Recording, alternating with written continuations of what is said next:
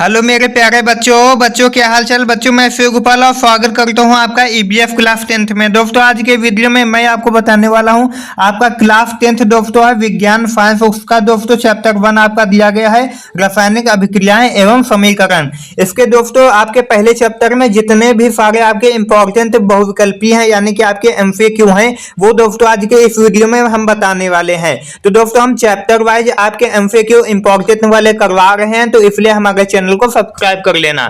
तो दोस्तों इसमें पहला दोस्तों आपका क्या दिया गया है, पहला दोस्तों आपका यहाँ पर दिया गया है कि लौह चूर्ण पर टन हाइड्रोक्लोरिक अम्ल डालने से क्या होता है। सही उत्तर पर निशान लगाइए। तो दोस्तों क्या होता है, तो दोस्तों पहला आपका ऑप्शन दिया गया है कि हाइड्रोजन गैस एवं आयरन क्लोराइड बनता है। दूसरा आपका दिया गया है कि क्लोरीन गैस एवं आयरन हाइड्रोक्साइड बनता है। तीसरा दोस्तों आपका दिया गया है कि कोई अभिक्रिया नहीं होती है। चौथा आपका है आयरन लवण एवं जल बनता है। तो लौह चूर्ण पर टन हाइड्रोक्लोरिक अम्ल डाला जाता है तो आपका क्या होता है, हाइड्रोजन गैस एवं आयरन क्लोराइड बनता है। यानी कि दोस्तों पहले का आपका ए सही हो जाएगा। अब दोस्तों आपका दूसरा प्रश्न देख लेते हैं। दूसरा प्रश्न दोस्तों आपका यहाँ पे दिया गया है कि नीचे दी गई अभिक्रिया के संबंध में कौन सा कथन असत्य है। तो इसमें असत्य पता लगाना है कि कौन कौन से असत्य हैं। फीफा क्या अपचयित हो रहा है। फिर दूसरा आपका दिया गया है कि कार्बन डाइऑक्साइड उपचयित हो रहा है। फिर आपका दिया गया है कि कार्बन उपचयित हो रहा है। चौथा आपका है लेड ऑक्साइड अपचयित हो रहा है। तो इसमें दोस्तों कौन कौन से कथन सही है और कौन कौन से गलत है यह हमें पता लगाना है। तो दोस्तों पहला आपका है ए एवं बी दोनों असत्य हैं, कि ए एवं सी असत्य है, कि ए बी सी तीनों असत्य हैं, कि सभी असत्य हैं। तो दोस्तों इसमें आपका पहला सही हो जाएगा ए एवं बी, यानी कि आपका ए और बी दोनों असत्य हैं। फीफा अपचयित हो रहा है ये भी गलत है। कार्बन डाइऑक्साइड उपचयित हो रहा है ये भी गलत है। आपके दो सही हैं, कार्बन उपचयित हो रहा है और लेड ऑक्साइड आपका अपचयित हो रहा है।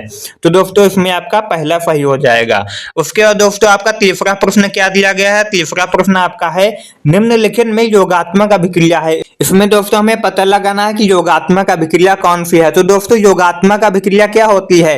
तो दोस्तों योगात्मक अभिक्रिया दोस्तों वो आपका होता है जिसमें दोस्तों दो अभिकारक मिलकर एकल उत्पाद का निर्माण करते हैं। तो दोस्तों पहला आपका क्या दिया गया है ZnH2SO4 की अभिक्रिया होती है। तो यहाँ पर देखो दोस्तों दो आपके उत्पाद बन रहे हैं, ये तो गलत है, ये नहीं हो सकता।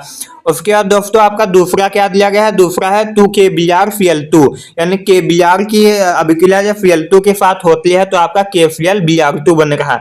तो यहाँ पर भी दोस्तों आपके दो उत्पाद बन रहे हैं, तो ये भी आपका नहीं है। फिर आपका चौथा नंबर दोस्तों क्या दिया गया है 2HgO, यहाँ पर दोस्तों आपका एक अभिकारक है वो दो उत्पाद बना रहा है, तो ये भी नहीं है।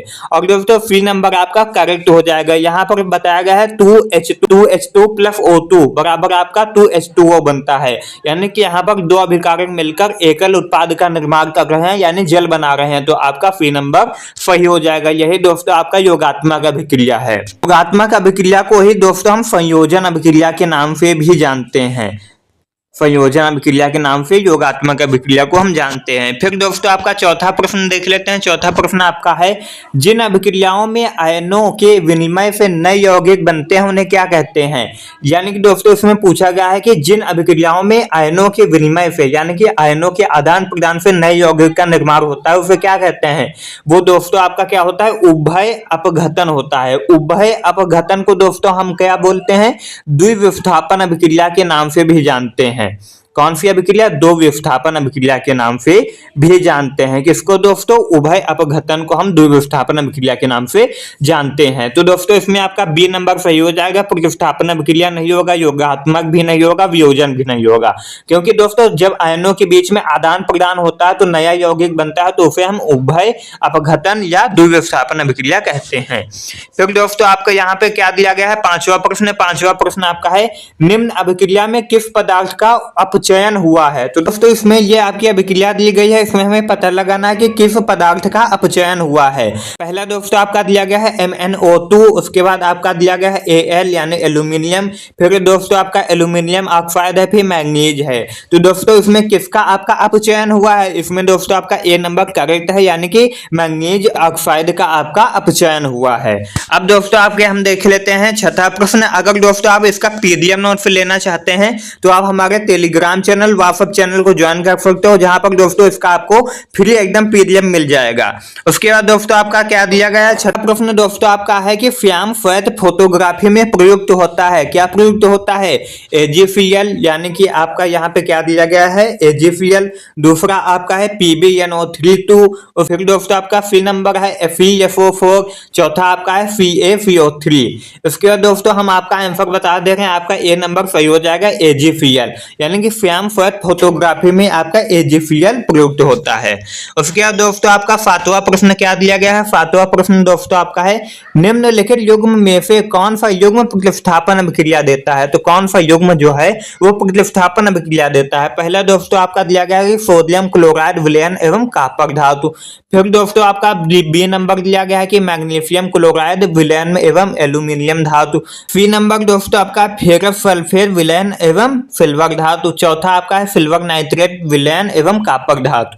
इसमें दोस्तों आपका प्रतिस्थापन कौन अभिक्रिया है, वो आपकी सिल्वर नाइट्रेट विलयन एवं कॉपर धातु होती है। इसके बाद दोस्तों आपका प्रश्न 8वां देख लेते हैं। प्रश्न 8वां दोस्तों आपका यहाँ पर बताया गया है कि BaCl2Na2FO4 BaFO4 प्लस 2NaCl रासायनिक अभिक्रिया किस प्रकार की है, यानी कि दोस्तों आपकी ये जो अभिक्रिया दी गई है ये पूछी गई है किस प्रकार की आपकी अभिक्रिया है। पहला दोस्तों आपका क्या बताया गया है, पहला दोस्तों आपका ऑप्शन है योग अभिक्रिया। योग अभिक्रिया को दोस्तों हम योगात्मक अभिक्रिया और संयोजन अभिक्रिया के नाम से जानते हैं। उसके बाद दोस्तों आपका बी नंबर है विस्थापन अभिक्रिया, सी नंबर आपका द्विविस्थापन अभिक्रिया और डी नंबर आपका है अपघटन अभिक्रिया। तो दोस्तों ये आपके कौन सी अभिक्रिया है, इसमें दोस्तों आप देखोगे कि BaCl2Na2FO4 है, तो ये दोस्तों आप यहाँ पर जब देखोगे तो आपका BaFO4 हो जाएगा, NaCl आपका अलग हो जाएगा, यानी कि ज्यादा अभिक्रियाशील तत्व कम अभिक्रियाशील वाले तत्व को उसको विस्थापित करके अपना आयनों का आदान प्रदान कर रहा है। तो दोस्तों जब आयनों का आदान प्रदान होता है तो वहां पर आपका द्विविस्थापन अभिक्रिया हो जाती है, इसलिए दोस्तों आपका सी नंबर सही हो जाएगा। फिर दोस्तों आपका प्रश्न 9 देख लेते हैं। प्रश्न 9 आपका क्या कहता है, प्रश्न 9 दोस्तों आपका है Fe2O3 प्लस 2L उसके बाद Al2O3 प्लस 2Fe, यह अभिक्रिया किस प्रकार की है, यानी कि दोस्तों पूछा गया है कि यह जो आपकी अभिक्रिया दी गई है यह किस प्रकार की अभिक्रिया है। तो दोस्तों आपकी यह किस प्रकार की अभिक्रिया है, वियोजन अभिक्रिया है कि आपकी संयोजन अभिक्रिया है कि द्विविस्थापन अभिक्रिया है कि विस्थापन अभिक्रिया है। तो दोस्तों आपकी ये विस्थापन अभिक्रिया है, क्योंकि दोस्तों इसमें ज्यादा अभिक्रियाशील तत्व कम अभिक्रियाशील वाले तत्व को उसके यौगिक से विस्थापित कर दे रहा है।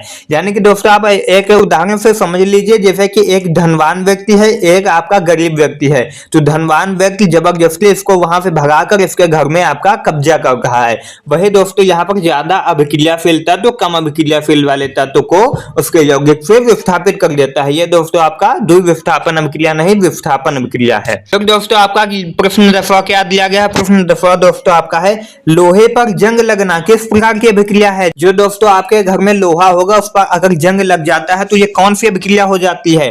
पहला आपका है ऑक्सीकरण, दूसरा आपका है अपचयन, तीसरा है उदासीनीकरण, चौथा आपका है इनमें से कोई नहीं। तो दोस्तों इसमें आपका क्या हो जाएगा, आपका ए नंबर सही हो जाएगा, ऑक्सीकरण।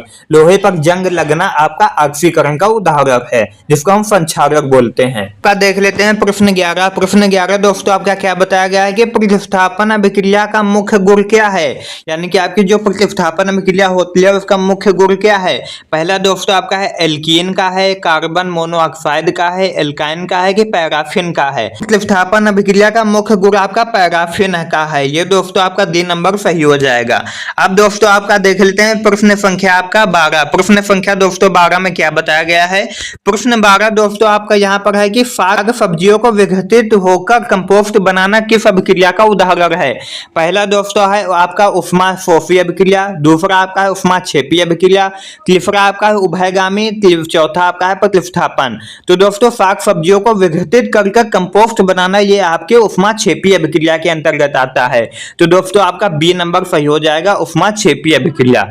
उसके बाद दोस्तों आपका 13 प्रश्न क्या दिया गया है। 13 प्रश्न संख्या आपकी है आलू चिप्स की थैली में कौन सी गैस भरी जाती है। यहाँ पर दोस्तों मिस्टेक से भारी हो गया है, यहाँ पर भरी है कि कौन सी गैस भरी जाती है, यानी कि दोस्तों आपके चिप्स की या नमकीन की पैकेट आती है उसके अंदर कौन सी गैस भरी जाती है जिससे कि आपकी वो नमकीन है, चिप्स है, वो खराब ना हो। तो दोस्तों पहला आपका ऑप्शन दिया गया है कि ऑक्सीजन, दूसरा आपका दिया गया है कि नाइट्रोजन, तीसरा आपका हीलियम, चौथा आपका मीथेन है। तो दोस्तों इसमें आपका कौन सा है, बी नंबर आपका है नाइट्रोजन। ये दोस्तों आपका सही हो जाता है। ये दोस्तों आपके चिप्स के पैकेट में भरी जाती है हवा जिससे कि आपकी चिप्स खराब ना हो। आपका प्रश्न संख्या 14 दिया गया है। 14 प्रश्न आपका क्या कहता है कि Zn plus CuFO4 ZnFO4 plus Cu रासायनिक अभिक्रिया किस प्रकार की है। यानी कि दोस्तों यहाँ पर पूछा गया है कि आपकी जो अभिक्रिया दी गई है यह किस प्रकार की आपकी अभिक्रिया है।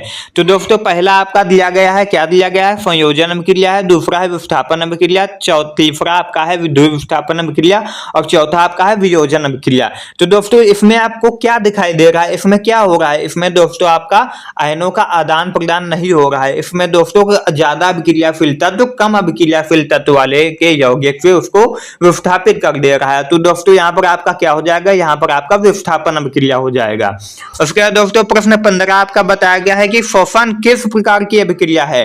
तो श्वसन किस प्रकार की अभिक्रिया है, उपचयन की है, ऊष्माक्षेपी है, अपचयन है कि ऊष्माशोषी है। तो दोस्तों आपका यहाँ पे जो श्वसन है वो ऊष्माक्षेपी अभिक्रिया है, क्योंकि जब दोस्तों हम श्वसन करते हैं तो इससे ऊष्मा उत्सर्जित होती है। तो दोस्तों ये आपके ऊष्माक्षेपी अभिक्रिया है।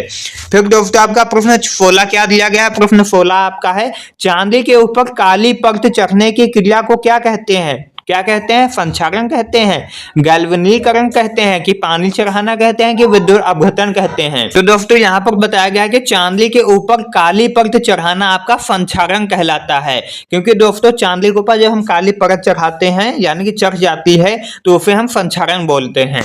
फिर दोस्तों आपका क्या है प्रश्न 17। प्रश्न 17 दोस्तों आपका बताया गया है कि जब मैग्नीशियम रिबन को जलाया जाता है तो उत्पन्न आग की लौ होती है, कौन सा कलर की आपकी उत्पन्न जो लौ होती है कौन सी कलर की होती है, पीली होती है, नीली होती है कि चमकदार श्वेत होती है कि लाल होती है। तो दोस्तों कैसी होती है, आपका सी नंबर सही हो जाएगा, आपका चमकदार श्वेत होता है। यानी कि जब हम मैग्नीशियम रिबन को जलाते हैं तो जो आग की लौ उत्पन्न होती है वो एकदम चमकदार सफेद होती है। फिर दोस्तों आपका प्रश्न 18 क्या दिया गया है। प्रश्न 18 आपका है दूध से दही बनना कौन सा परिवर्तन है। यानी कि दोस्तों आप घर में देखते होंगे कि कभी कभी दूध रखा होता है तो वो फट जाता है तो आपका वो दही बन जाता है। तो ये कौन सी अभिक्रिया है या कैसी अभिक्रिया है, आपकी भौतिक अभिक्रिया है कि रासायनिक अभिक्रिया है कि दोनों, भौतिक और रासायनिक दोनों है कि इनमें से कोई नहीं। दूध से दही का बनना आपका रासायनिक अभिक्रिया है। फिर दोस्तों आपका प्रश्न 19 क्या दिया गया है। प्रश्न 19 दोस्तों आपका है लेड नाइट्रेट का रासायनिक सूत्र है। यानी कि आपका लेड नाइट्रेट का रासायनिक सूत्र क्या है, आपका बी नंबर सही हो जाएगा, PbNO3 ये आपका लेड नाइट्रेट का रासायनिक सूत्र है। फिर दोस्तों आपका प्रश्न 20 क्या दिया गया है। प्रश्न 20 आपका है लेड सल्फेट का रासायनिक सूत्र क्या है। तो आपका सी नंबर सही हो जाएगा, PbFO4 ये आपका लेड सल्फेट का रासायनिक सूत्र हो जाता है। तो दोस्तों इस वीडियो में हमने आपके 20 महत्वपूर्ण आपके MCQ देखे। ये दोस्तों आपका कक्षा 10 विज्ञान का चैप्टर 1 था जो कि आपका रासायनिक अभिक्रिया एवं समीकरण था। इसमें दोस्तों आपके जितने भी सारे सभी इंपॉर्टेंट महत्वपूर्ण दोस्तों बहुविकल्पीय प्रश्न हमने आपको बता दिए हैं जो कि हर साल बोर्ड एग्जाम में पूछे जाते हैं। तो दोस्तों आपका अगले चैप्टर का MCQ हम जल्द ही लाने वाले हैं, इसलिए हमारे चैनल को सब्सक्राइब कर देना। इसके दोस्तों हमने प्लेलिस्ट पहले बना दी है, इसमें दोस्तों आप प्लेलिस्ट में जब जाओगे तो आपको वहां पर सभी MCQ मिल जाएंगे सभी चैप्टरों का। तो दोस्तों आज का ये वीडियो आपको पसंद आया तो वीडियो को लाइक कर देना, चैनल को सब्सक्राइब कर देना। मिलते हैं एक नए वीडियो के साथ, तब तक के लिए जय हिंद, वंदे मातरम। अगर दोस्तों आप इसका PDF नोट्स लेना चाहते हैं तो आप हमारी टेलीग्राम चैनल व्हाट्सएप चैनल को ज्वाइन कर सकते हो, जिसका लिंक इस वीडियो के डिस्क्रिप्शन बॉक्स में मिल जाएगा। मिलते हैं एक नए वीडियो के साथ, तब तक के लिए जय हिंद, वंदे मातरम।